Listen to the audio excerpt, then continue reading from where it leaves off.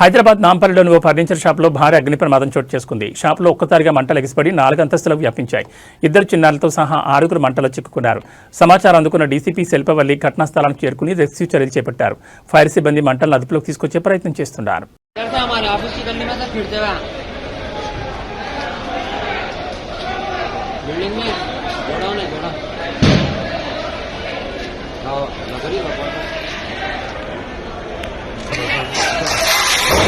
उधर क्या नहीं वो आगे रखो नहीं गर्म हीट हो रहा ज़्यादा है।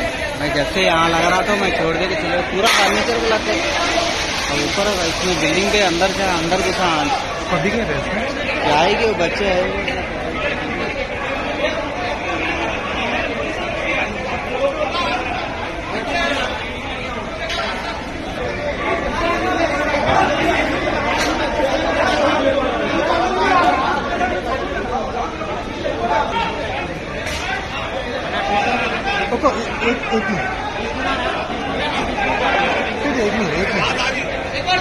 అందుకే కొద్దిగా ముందుకెళ్ళు మనం ఆయన వస్తాడు 2